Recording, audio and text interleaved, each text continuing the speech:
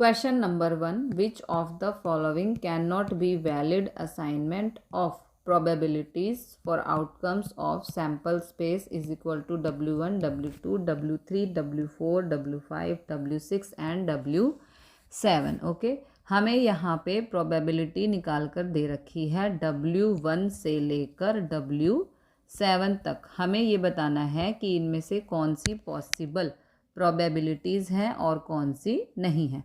अब यहाँ पर प्रोबेबिलिटी की वैल्यूज़ हमें जो दे रखी हैं, तो हम कैसे पता लगाएंगे कि वो हमारी पॉसिबल प्रोबेबिलिटी है या नहीं है। तो यहाँ पर एक छोटी सी ट्रिक होती है, जितनी भी प्रोबेबिलिटी होती है, इवेंट्स होते हैं, उन सभी प्रोबेबिलिटी का सम अगर 1 के इक्वल आ जाए तो वो पॉसिबल प्रोबेबिलिटी होंगी, अदरवाइज़ नहीं होंगी। बस यही एक छोटा सा रीज़न होता है, क्योंकि प्रोबेबिलिटीज़ का सम सभी इवेंट्स की प्रोबेबिलिटी का सम 1 के इक्वल होता है, क्योंकि सभी की वैल्यू का सम प्रोबेबिलिटी में 1 होता है।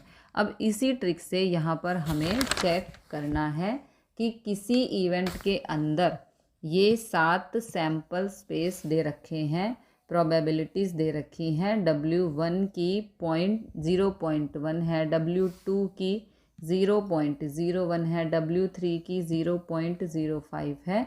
तो इनकी हमें ये बताना है कि ये सैम्पल स्पेस करेक्ट दे रखे हैं या नहीं दे रखे हैं। तो ए पार्ट को देखते हैं। सबसे पहले होना चाहिए, आगे चलते हैं, W1 plus W2 plus W3 plus W4 plus W5 plus W6 plus W7 is equal to 1 होना चाहिए। अगर इन सब का सम 1 के इक्वल आ गया तो पॉसिबल है प्रोबेबिलिटी, नहीं तो नहीं है।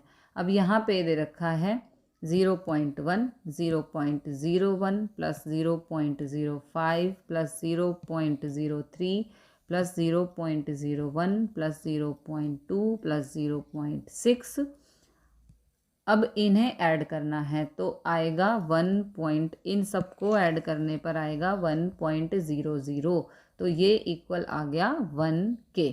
तो ये असाइनमेंट ऑफ प्रोबेबिलिटी ये वैलिड है, वैलिड प्रोबेबिलिटी है। नाउ पार्ट बी, इसमें है W1 की वैल्यू 1/7 प्लस 1/7, सभी की 1/7 है।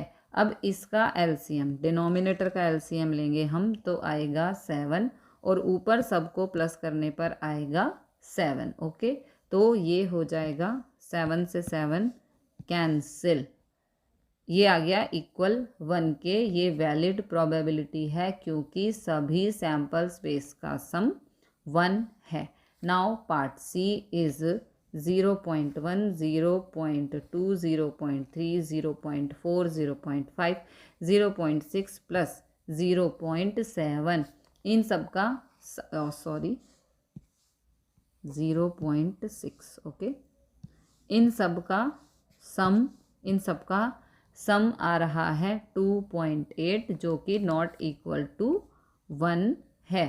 तो ये हो जाएगी not valid. Now part D is, अब यहाँ पे पार्ट डी में, पार्ट डी ये रहा, -0.1 है, यहाँ पर भी माइनस दे दिया तो इनका सम करने की ज़रूरत नहीं है। नेगेटिव दे दिया तो नेगेटिव वैल्यू पॉसिबल ही नहीं है। तो यहाँ पर लिखेंगे negative values are not valid, negative value valid नहीं होंगी। नाउ पार्ट ई, इसके अंदर दे रखा है 1/14, 2/14, 3/14 इस तरीके से। तो डिनोमिनेटर का एलसीएम हो जाएगा 14 और इन सब को प्लस करने पर आएगा 36। ओके, न्यूमरेटर का सम आ गया 36, तो ये हो गया 36/14 जो कि नॉट इक्वल टू 1 है। तो ये नॉट वैलिड वैल्यू है। Question number 2, a coin tossed twice and what is the probability that at least 1 tail occurs. एक कॉइन को 2 बार टॉस किया गया है, एटलीस्ट एक मतलब कम से कम एक टेल आने की प्रोबेबिलिटी हमें फाइंड करनी है। तो सबसे पहले लिखेंगे face on the coin is equal to head और टेल। दो फेस होते हैं और 2 बार टॉस किया गया है, तो कॉइन टॉस्ड 2 टाइम्स, तो टोटल सैंपल स्पेस हो जाएंगे 2 की पावर 2 इज़ 4। तो सैंपल स्पेस होंगे एक बार हेड हेड दोनों पे आ सकता है, एक बार हेड टेल आ सकता है, एक बार टेल हेड आ सकता है, और एक बार दोनों पर टेल टेल भी आ सकता है। ये पॉसिबल सैंपल स्पेस होंगे, मतलब टोटल सैंपल स्पेस हो गए 1 2 3 4। ओके, अब हमें प्रोबेबिलिटी निकालनी है। What is the probability that at least 1 tail occurs, मतलब कम से कम एक टेल होना चाहिए, ज़्यादा भी हो सकते हैं। एटलीस्ट क्वेश्चन में कहा है एक टेल होना चाहिए, तो मैक्सिमम हो सकते हैं 3 केस। तो प्रोबेबिलिटी ऑफ इवेंट होती है फेवरेबल आउटकम अपॉन में टोटल आउटकम। ऐसे ही प्रोबेबिलिटी निकालते हैं, तो यहाँ पर लिखेंगे sample space of event head tail भी हो सकता है, टेल हेड भी हो सकता है, और टेल टेल भी हो सकता है, मतलब 3 सैंपल स्पेस इवेंट के हो सकते हैं। तो प्रोबेबिलिटी ऑफ इवेंट आ गई। फेवरेबल आउटकम है 3 और टोटल आउटकम है 4, तो 3/4 हो गई probability of getting at least 1 tail. Question number 3. A die is thrown. Find the probability of following events. एक डाई को फेंका गया, थ्रो किया गया है, उसके बेसिस पर हमें इन 5 इवेंट के आंसर देने हैं। तो सबसे पहले लिखेंगे फेसेस ऑन अ डाई। जब हम एक डाई को फेंकते हैं तो फेसेस होते हैं 1 2 3 4 5 6। यहाँ पर टोटल सैंपल स्पेस 6 हैं। Now part 1, a prime number will appear. इसे इवेंट ए मान लेंगे, इसके सैंपल्स होंगे, प्राइम नंबर होंगे 2 3 5, तो टोटल एलिमेंट हो गए 3। तो प्रोबेबिलिटी ऑफ इवेंट ए हो जाएगी, फॉर्मूला वही लगाना है, favourable outcome divided by total outcome. तो फेवरेबल आउटकम है 3, ये वाला 3, अपॉन में टोटल आउटकम है 6। ओके, तो 3 को 6 से डिवाइड करने पर आएगा 1/2। यहाँ पर कैंसिल कर देंगे, 1/2 ये आ गई probability. Now part 2, a number greater than और equal to 3 will appear. Number 3 से बड़ा या 3 के इक्वल होना चाहिए, तो इवेंट बी मान लेंगे, इसके अंदर एलिमेंट होंगे 3 4 5 6, तो टोटल एलिमेंट हो गए 4। तो प्रोबेबिलिटी ऑफ इवेंट बी हो गई 4/6, मतलब इसे कैंसिल कर देंगे, तो ये हो जाएगा 2/3। Now part 3, a number less than और equal to 1 will appear. Number या तो 1 हो या 1 से लेस। अब इसमें 1 से लेस नंबर, इसमें 1 से लेस नंबर, तो सी के अंदर एलिमेंट, एक मिनट, इसमें 1 से लेस नंबर कोई नहीं है और 1 है अकेला, तो सी के अंदर एलिमेंट अकेला 1 आएगा और प्रोबेबिलिटी ऑफ सी हो जाएगी 1 बाय टोटल आउटकम 6, तो 1/6 हो जाएगी। Now part 4, a number more than 6 will appear. 6 से बड़ा नंबर होना चाहिए, यहाँ पर 6 से बड़ा नंबर कोई नहीं है, तो इवेंट डी के अंदर एलिमेंट होगा वो 5 होगा, नल होगा, तो प्रोबेबिलिटी ऑफ इवेंट डी हो जाएगी 0/6, ये आ गई 0, इसकी कोई भी प्रोबेबिलिटी नहीं होगी। Now part 5, a number less then 6 will appear. Number 6 से कम होना चाहिए, तो सभी एलिमेंट 6 से कम हैं। तो event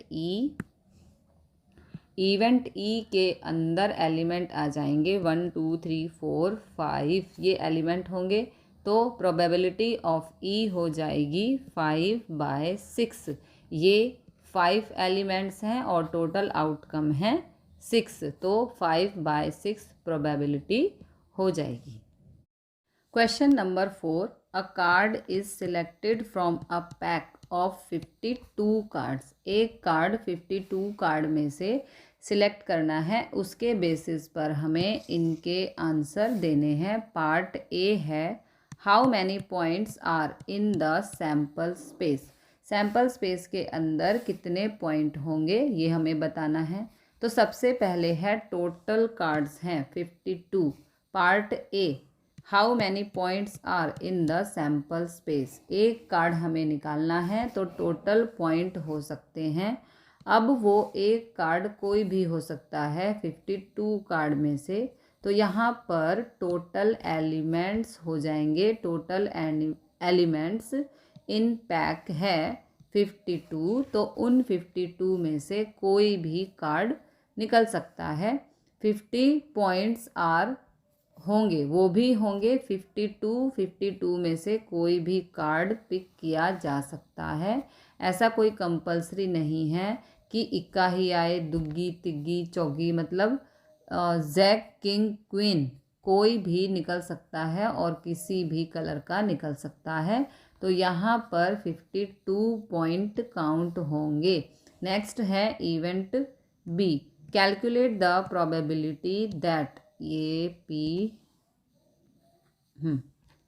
calculate the probability that the card is an ace of spades.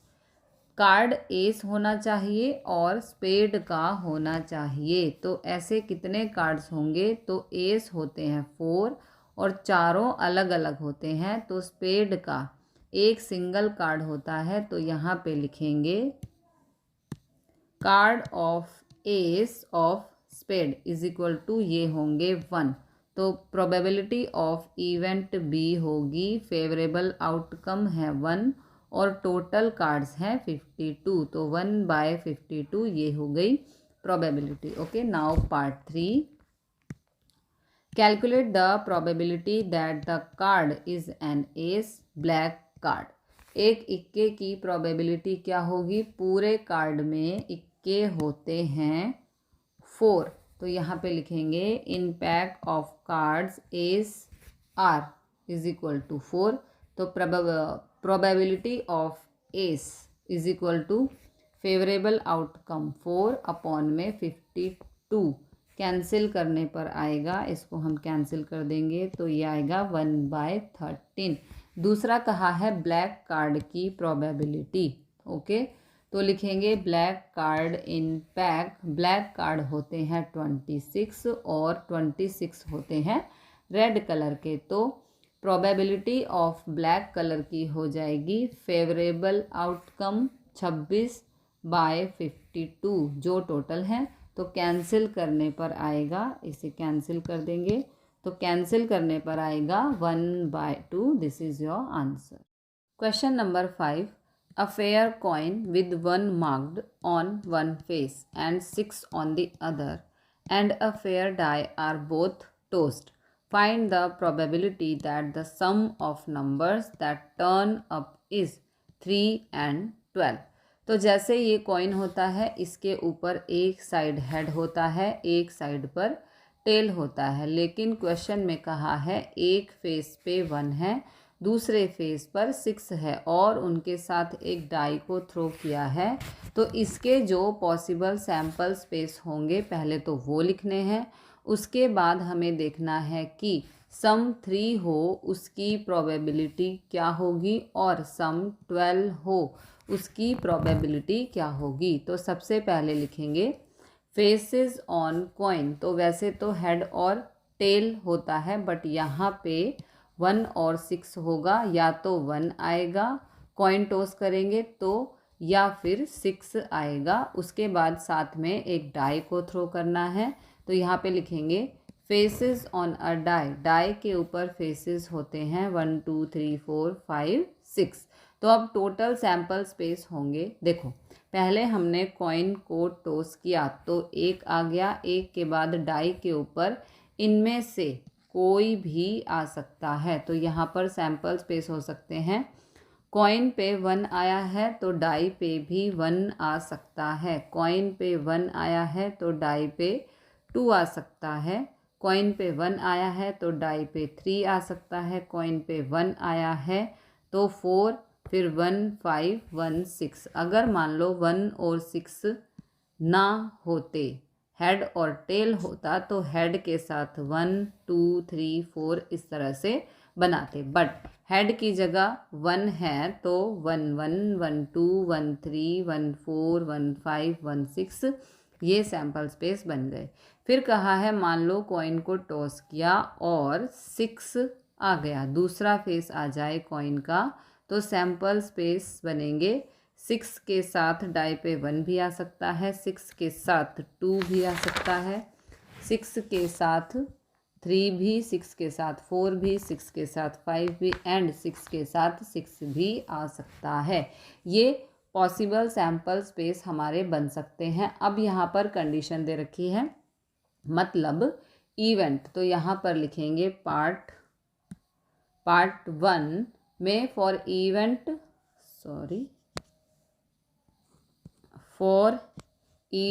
A some is 3, सम 3 होना चाहिए। तो यहाँ पर कौन से ऐसे सैंपल स्पेस हैं, सैंपल स्पेस है जिसके अंदर सम 3 आ रहा है, ओनली 1 है, 1 + 2 इज़ 3, और किसी में भी सम 3 नहीं आ रहा, तो यहाँ पे हो जाएगा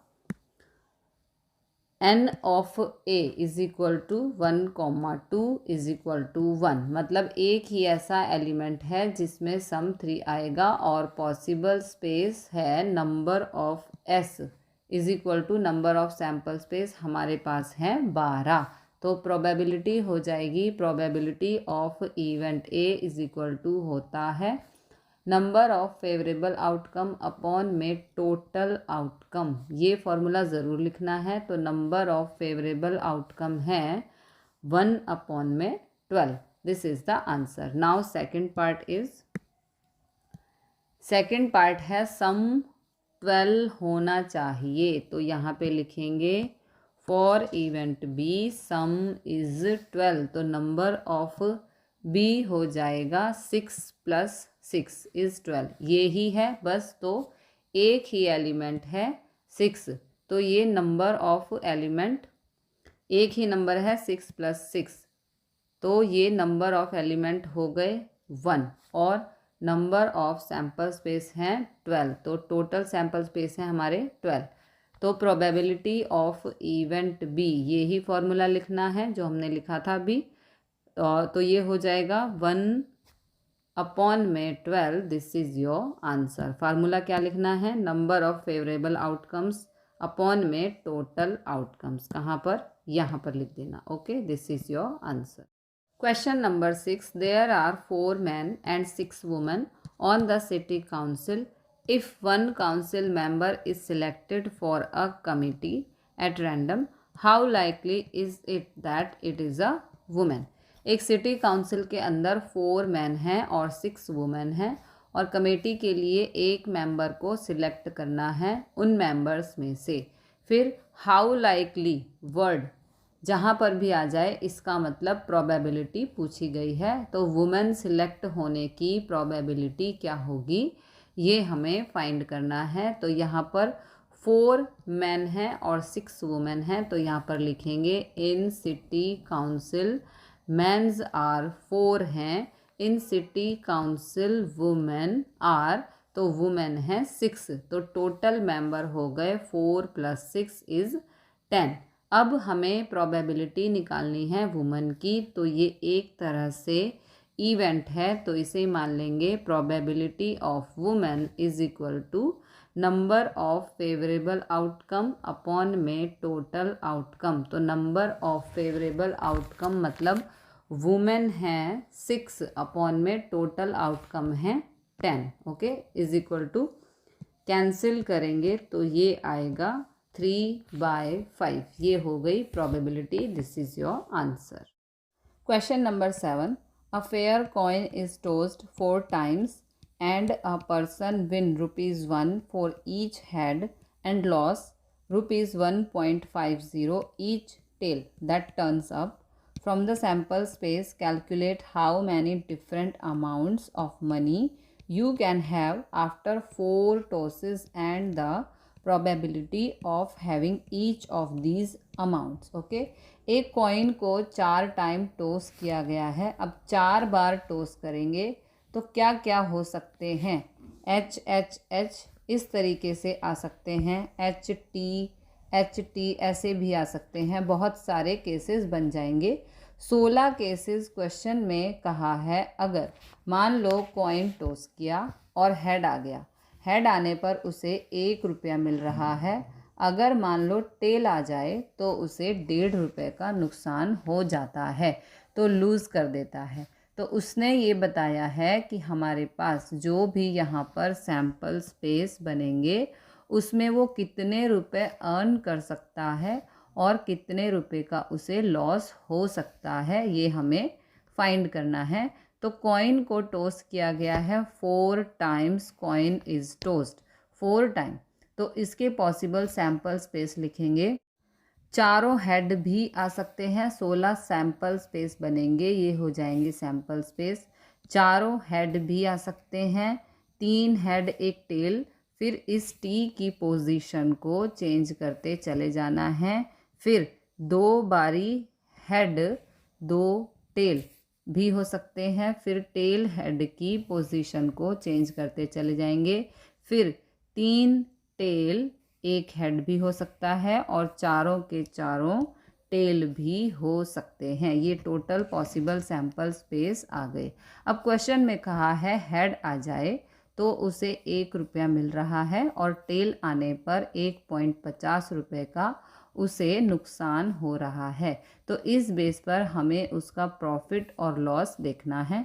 तो मान लो फर्स्ट केस, इनका हम इवेंट नाम रख सकते हैं। तो यहाँ पे लिखेंगे इफ़ 4 हेड अकर्स, अगर चारों के चारों हेड आ जाए तो देखो हेड आने पर उसे ₹1 का बेनिफिट हो रहा है।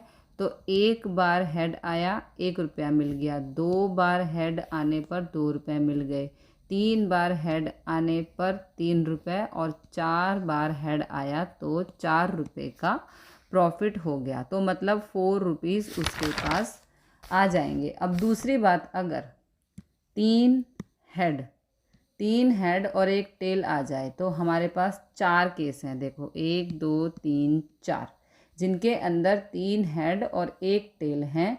4 केस ऐसे हैं हमारे पास जहाँ पर 3 हेड और 1 टेल है। अब 3 हेड 1 टेल आने पर उसको बेनिफिट होगा या लॉस होगा वो देखना है। तो 3 हेड आ गए तो ये होगा 3 × 1। 3 बार हेड आने पर ₹1 मिलेगा तो 3 × 1 हो गया। और टेल आने पर उससे ₹1.5 का नुकसान होता है तो -1.5। तो ये हो जाएगा 3 1 3 -1.5 करेंगे तो ये हो जाएगा 1.5।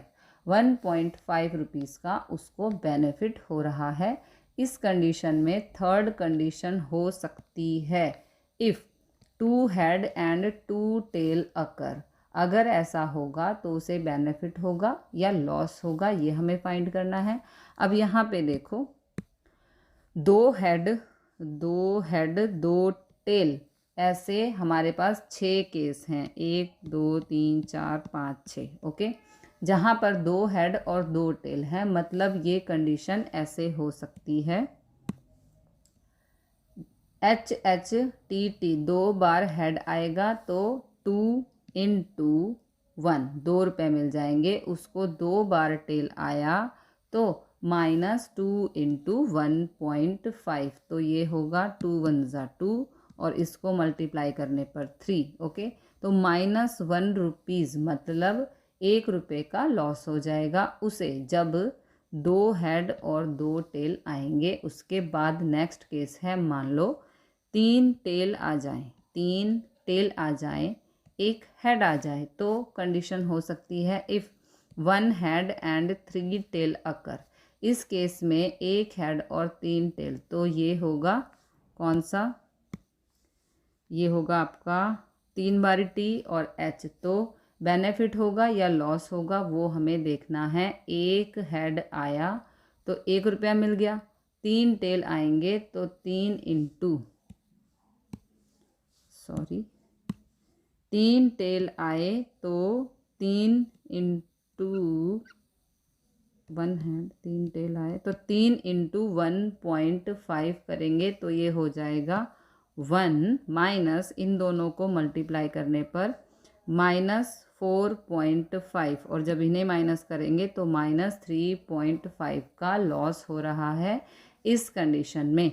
लास्ट कंडीशन है चारों के चारों टेल आ जाए, इफ़ 4 टेल अकर्स, मतलब कि ये वाला केस, ये लास्ट जो है, मतलब ये कंडीशन हो गई तो 4 into 1.5 is equal to 6 rupees का लॉस। इसको माइनस से यहाँ पर हम डिनोट करना है क्योंकि टेल में लॉस हो रहा है। अब हमें देखना है कि जो भी ये रुपए आए हैं, यहाँ पे बेनिफिट हुआ, यहाँ पे बेनिफिट हुआ, यहाँ पर भी बेनिफिट हुआ, ये लॉस, लॉस और ये लॉस, तो इनकी प्रोबेबिलिटी निकालनी है। तो सबसे पहले देखो first case probability of win ₹4। First case में उसने 4 रुपये जीते हैं, तो ये इक्वल होगा number of favourable outcome upon में टोटल आउटकम। अब ये देखो 4 रुपये जो जीते हैं वो कितने केस हैं, 4 रुपये जो जीते हैं वो कितने केस हैं, एक ही केस है, इनमें से एक ही ऐसा केस है 4 बारी एच यानी कि हेड है, जब वो 4 रुपये जीत सकता है। जब चारों हेड आ जाएंगे तो नंबर ऑफ फेवरेबल आउटकम हो गया 1 और टोटल सैंपल स्पेस है 16, तो 1/16 प्रोबेबिलिटी हो गई विनिंग ₹4 की। नाउ सेकंड केस पे चलते हैं, प्रोबेबिलिटी ऑफ विनिंग 1.5 रुपीज़। अब 1.5 रुपये भी वो जीत सकता है, तो यहाँ पे लिखेंगे विन ₹1.5। इसकी प्रोबेबिलिटी फाइंड करनी है, number of favourable outcome divided by number of sample space.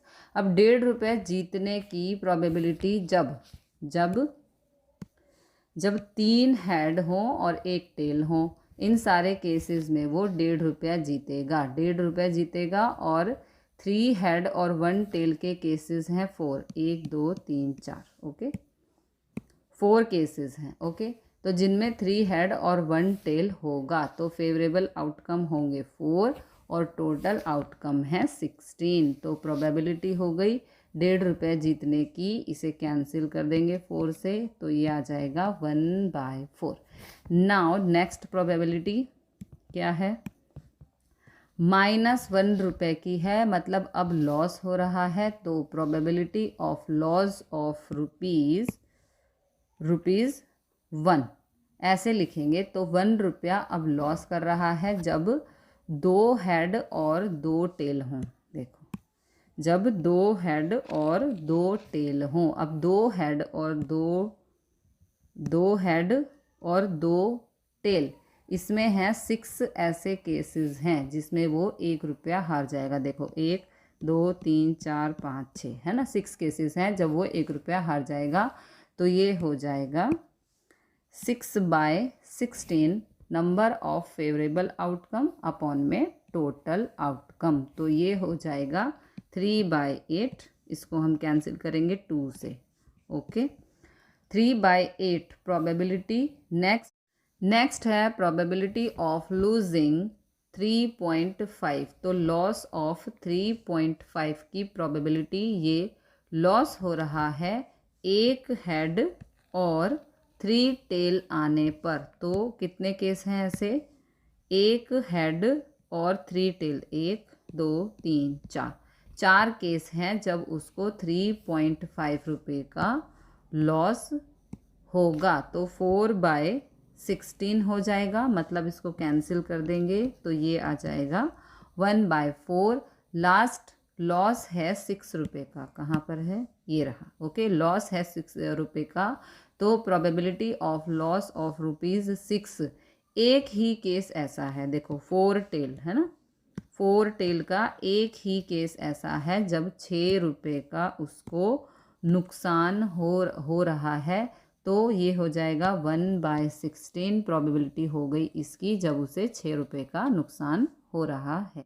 Question number 8, 3 coins are tossed once. 3 coin को एक बार टोस किया गया है। इसके अंदर बहुत सारे क्वेश्चन दे रखे हैं, इन सब की प्रोबेबिलिटी हमें फाइंड करनी है। यहाँ पर 3 कॉइन को टोस किया गया है, तो यहाँ पे लिखेंगे 3 कॉइन्स आर टोस्ड। तो यहाँ पर कॉइन को टोस किया गया है। कॉइन के ऊपर 2 फेसेस होते हैं, हेड और टेल। 2 की पावर 3 जितने टाइम टोस किया गया है वो हमारे सैम्पल स्पेस बनेंगे, यानी कि 2 की पावर 3 इज़ 8। तो अब सैम्पल स्पेस बना देंगे। तीनों हेड हो सकते हैं हेड हेड टेल भी हो सकते हैं।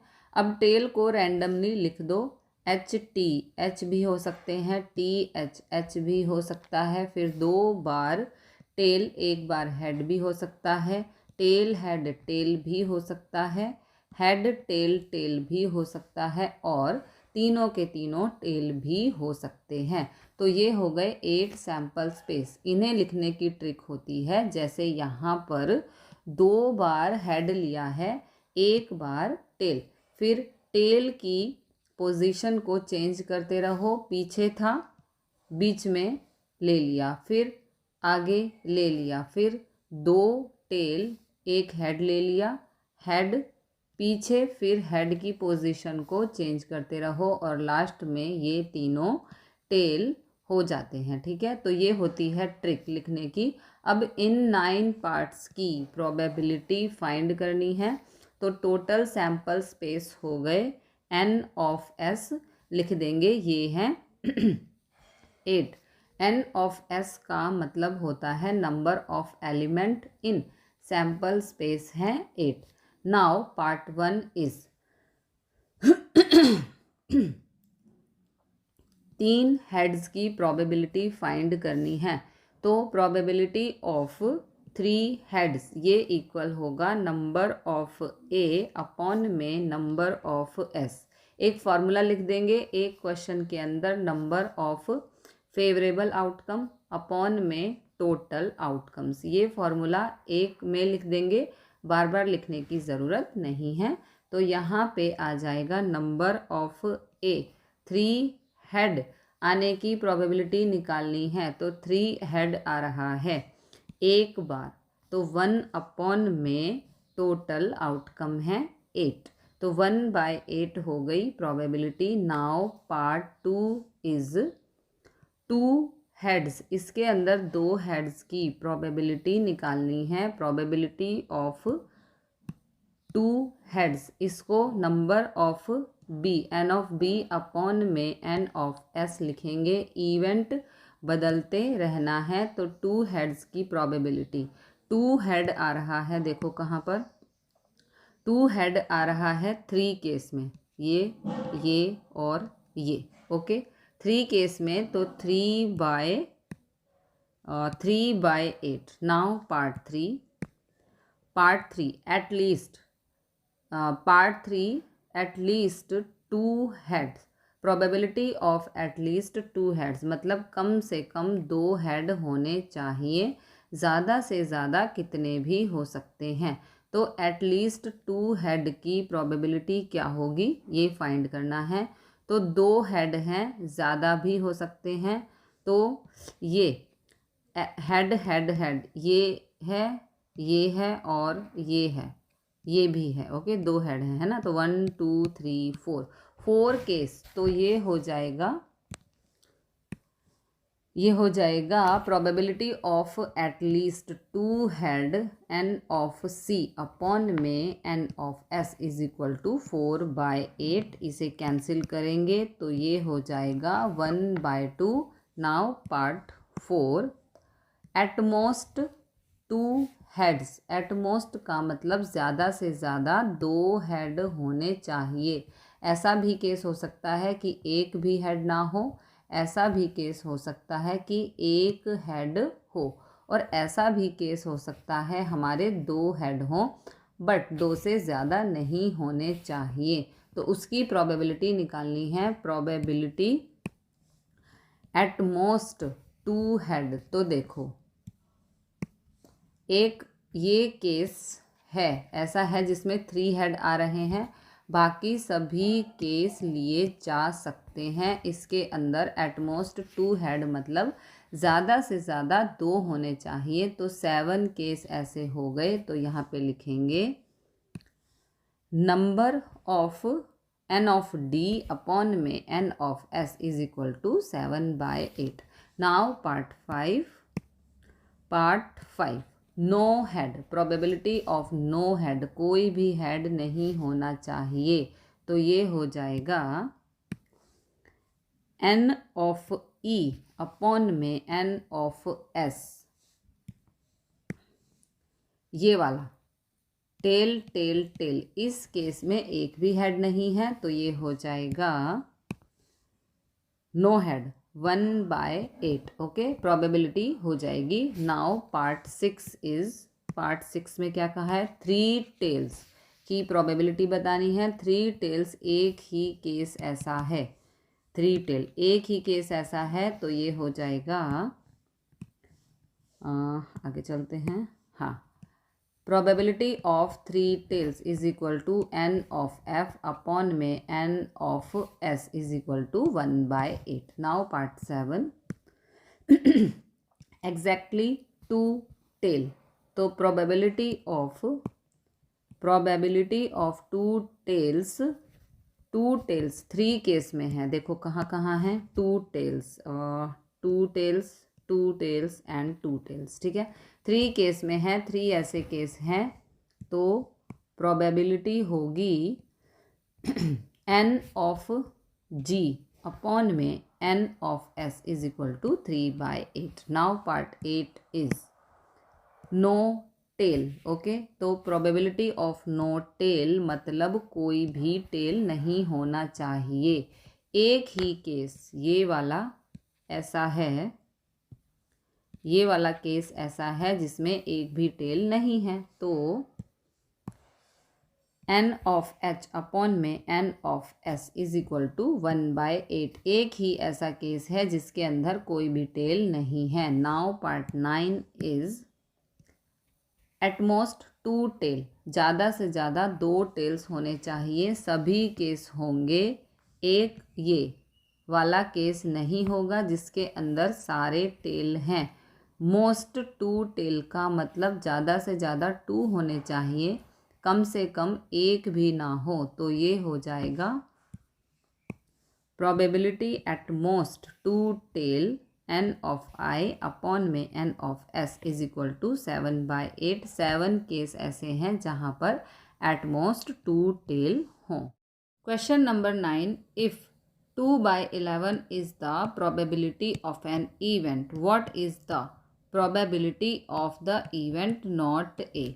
किसी इवेंट के होने की प्रोबेबिलिटी हमें दे दी है 2/11, तो उस इवेंट के ना होने की प्रोबेबिलिटी क्या होगी ये हमें फाइंड करना है। तो यहाँ पर लिखेंगे प्रोबेबिलिटी ऑफ एन इवेंट 2/11 दे रखी है। अब हमें निकालनी है probability of not event A की क्या होगी, मतलब एक तरीके से ए डैश की वैल्यू निकालनी है। तो probability of not A is equal to 1 minus probability of event A. अब एक में से सब्ट्रैक्ट करते हैं क्योंकि जो सम होता है प्रोबेबिलिटी का वो 1 के इक्वल होता है, इसलिए उसको एक में से माइनस करेंगे तो नॉट ए की आ जाएगी। तो ये हो जाएगा प्रोबेबिलिटी ऑफ नॉट ए या फिर probability of A dash is equal to 1 minus 2/11। LCM ले लेंगे तो ये हो जाएगा 11 और यहाँ पर 11 वन जा 11 minus 2 9/11। This is your answer. Question number 10. A letter is chosen at random from the word assassination. Find the probability that the letter is a vowel, a consonant. Assassination से हमें एक लेटर को choose करना है और vowel और consonant की probability find करनी है।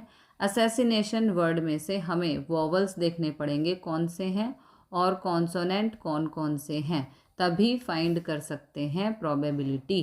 तो सबसे पहले हमें गिवन वर्ड है असैसिनेशन। ओके, ये वर्ड दे रखा है, यहाँ पे हमें वोवल्स और कॉन्सोनेंट की प्रोबेबिलिटी फाइंड करनी है। तो सबसे पहले लिखेंगे number of letters in word, जो है 13, मतलब इसे नंबर ऑफ एस लिख देंगे जो है 13। ओके, अब नंबर ऑफ वोवल्स देखते हैं। तो वोवल्स होते हैं ए ई आई ओ यू, तो इसमें वोवल्स हैं 6। देखो 1 2 3 4 5 6। ओके, 6 वोवल्स हैं, तो ये हो जाएगा 6। उसके बाद नंबर ऑफ कॉन्सोनेंट है 7, क्योंकि टोटल 13 लेटर हैं, 6 उसमें वोवल्स हो गए, तो बचे कितने 7, वो हो गए कॉन्सोनेंट। ओके, अब फर्स्ट वोवल्स की प्रोबेबिलिटी निकालनी है।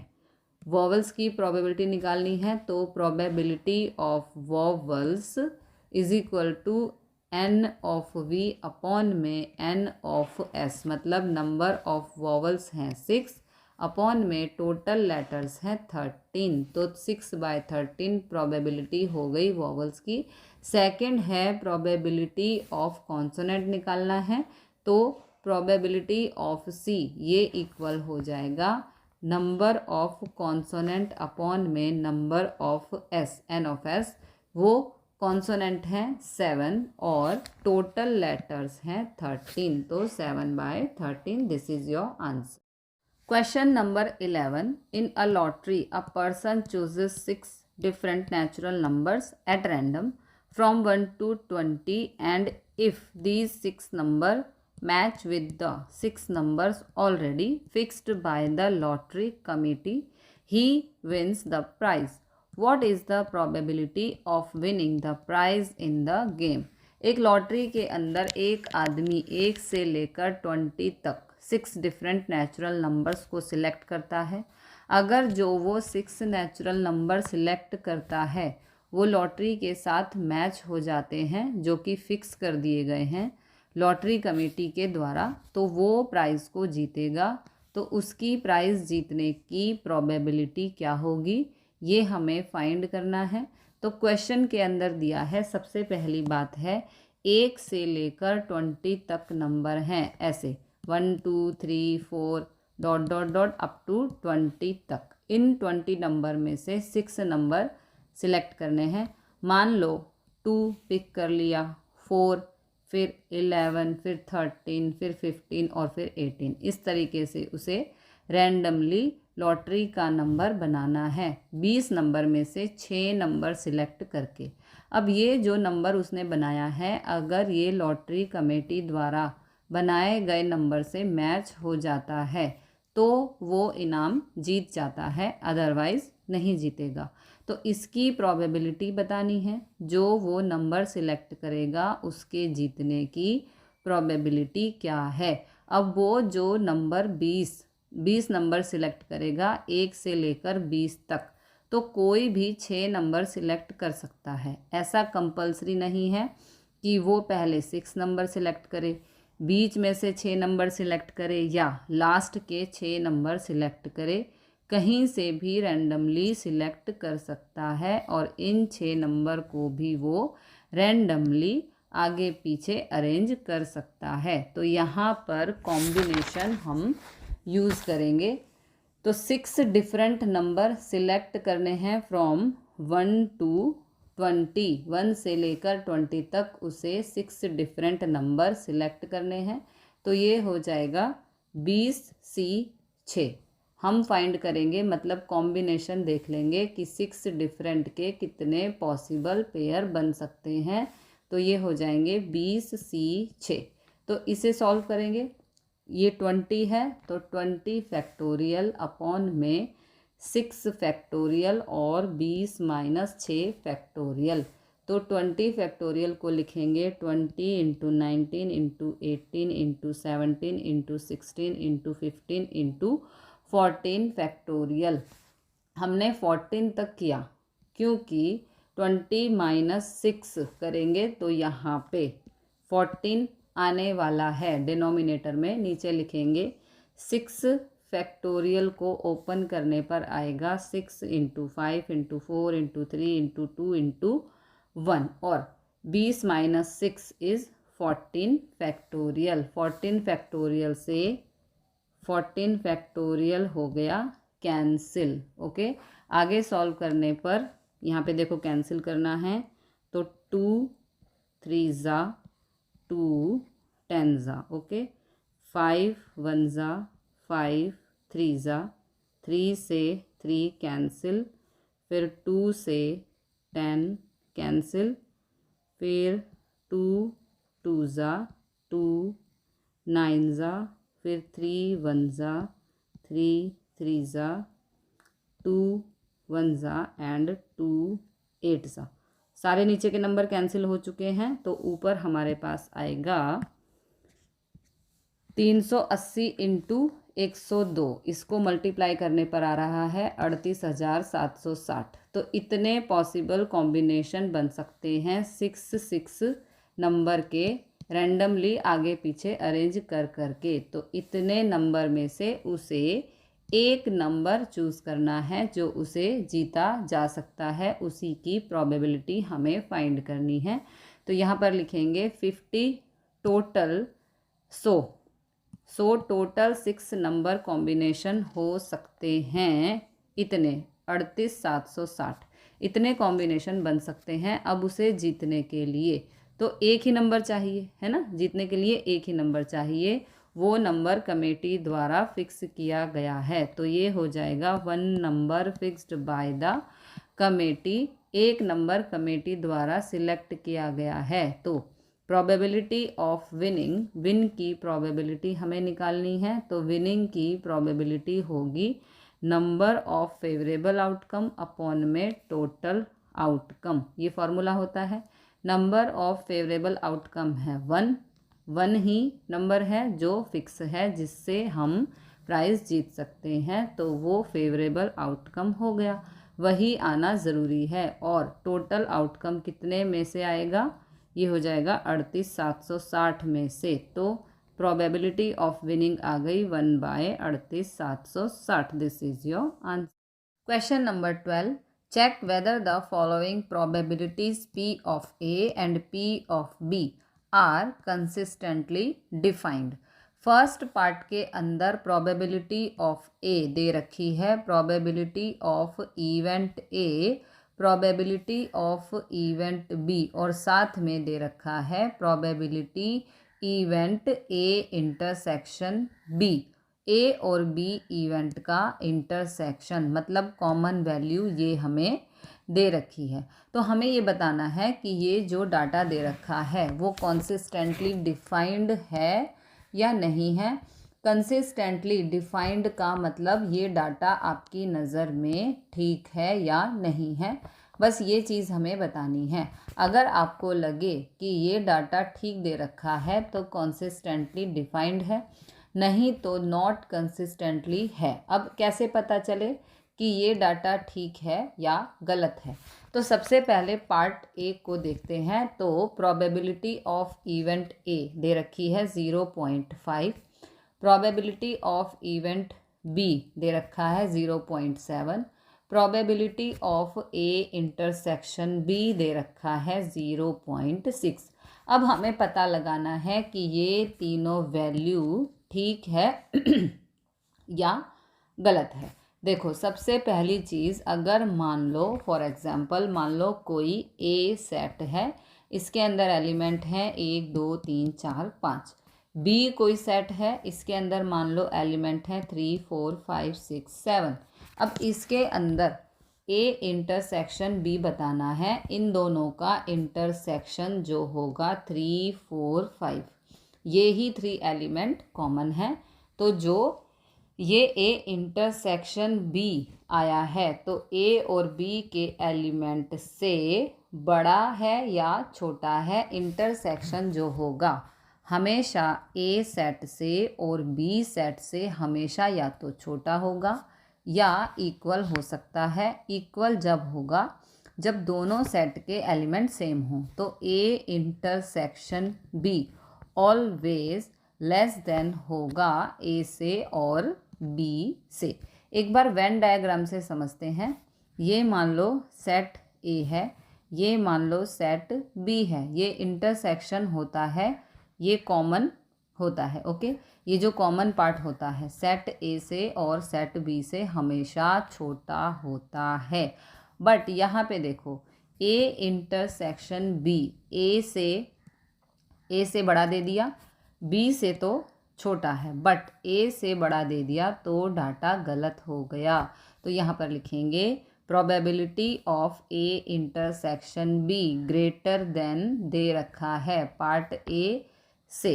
Okay, that's not possible so data is not consistent. Okay, अब एक और फॉर्मूला होता है, दूसरे मेथड से भी सॉल्व कर सकते हैं। Probability of A intersection B is equal to probability of A plus probability of B minus probability of A union B. Okay, अब यहाँ पे ए इंटरसेक्शन बी है 0.6, पार्ट ए है 0.5, प्रोबेबिलिटी ऑफ ए है 0.5, प्रोबेबिलिटी ऑफ बी है 0.7 minus probability of A union B. तो probability of A union B is equal to है 0.5 plus 0.7, ये हो गया 1.2 माइनस 0.6। तो probability of A union B is equal to 0.6 हो गया। तो यूनियन और इंटरसेक्शन की सेम वैल्यू आ गई। ओके, देखो इंटरसेक्शन की भी यही वैल्यू थी और यूनियन की भी 0.6 वैल्यू है। तो इंटरसेक्शन और यूनियन की सेम वैल्यू आ गई। ये पॉसिबल नहीं है। ऐसा तब होता है जब डाटा इक्वल हो। तो डाटा तो इक्वल नहीं है, तो इसका मतलब डाटा रॉन्ग दे रखा है। ओके, तो ये भी हमारा कंसिस्टेंट नहीं है। Now part 2, probability of event A दे रखा है 0.5, प्रोबेबिलिटी ऑफ बी दे रखा है 0.4 और probability of A union B दे रखा है 0.8। अब यहाँ पर ए यूनियन बी की बात कर रहे हैं, इसको भी एक एग्जाम्पल से समझते हैं। मान लो ए के एलिमेंट हैं 1 2 3 4 5, बी के एलिमेंट हैं मान लो 3 4 5 6 7। अब आपको बोलते हैं ए यूनियन बी बताओ, तो यूनियन आ जाएगा 1 2 3 4 5 6 7। जो भी कॉमन एलिमेंट हैं उनको एक बार लिखेंगे, बाकी दोनों सेट्स के एलिमेंट लिख देंगे। अब जो ए यूनियन बी है यहाँ पे वो ग्रेटर देन ए से और बी से भी यूनियन ए और बी से बड़ा ही होगा और यहाँ पर ए यूनियन बी बड़ा दे रखा है ए और बी से। ओके, तो ये करेक्ट है। तो यहाँ पर लिखेंगे probability of A union B greater then है प्रोबेबिलिटी ऑफ ए से और प्रोबेबिलिटी ऑफ बी से भी। सो डाटा इज कंसिस्टेंट, तो ये डाटा हमारा ठीक है। Question number 13, fill in the blanks in following table. यहाँ पे एक टेबल दे रखी है, फिल इन द ब्लैंक्स करने हैं। तो पार्ट 1 है P of A, P of B, P of A intersection B दे रखा है। A यूनियन B हमें फाइंड करना है। यहाँ पर एक ही फॉर्मूला यूज़ होगा सभी क्वेश्चन में। फॉर्मूला है P of A union B is equal to P of A plus P of B minus P of A intersection B। तो पार्ट 1 है P ऑफ A दे रखा है 1/3 P ऑफ B दे रखा है 1/5, P of A intersection B दे रखा है 1/15 और union हमें फाइंड करना है। तो फॉर्मूला में वैल्यू पुट कर देंगे P of A union B। P of A की वैल्यू है 1/3 प्लस 1/5 माइनस करना है इंटरसेक्शन -1/15। तो एलसीएम आ रहा है 15, 3 5 सा 15, तो 1 5 सा 5 प्लस 3, 15 से 15 कैंसिल तो -1। Okay, now 5 plus 3 is 8, -1 is 7/15 आ गया आंसर। ओके, नाउ पार्ट 2, इसमें हमें P ऑफ B फाइंड करना है। इसी फार्मूला के अंदर वैल्यू पुट कर देंगे। तो A यूनियन B दे रखा है 0.6, P ऑफ A दे रखा है 0.35, P ऑफ B हमें निकालना है तो इसको एज इट इज़ रखेंगे, minus P of A intersection B दे रखा है 0.25। हमें P ऑफ B फाइंड करना है तो P ऑफ B इक्वल हो जाएगा, इन सभी वैल्यूज़ को इस तरफ ले आओ तो 0.6 minus 0.35 plus 0.25। P of B को इस तरफ रखा, बाकी सबको इस तरफ ले गए। तो P ऑफ B 0.6 सब्ट्रैक्ट करने पर आएगा 0.10, तो P ऑफ B आ गया 0.5। इसको सब्ट्रैक्ट किया, इन दोनों को सब्ट्रैक्ट किया तो 0.10 और इन दोनों को सब्ट्रैक्ट करने पर आ गया 0.5। Now part 3, P of A दे रखा है, P ऑफ B दे रखा है, यूनियन दे रखा है, इंटरसेक्शन हमें निकालना है। तो फॉर्मूला में वैल्यू पुट कर देंगे। P ऑफ A है 0.5, P ऑफ B है 0.35 और A यूनियन B है 0.7। इंटरसेक्शन फाइंड करना है, 0.5 प्लस 0.35 इज़ 0.85 माइनस 0.7।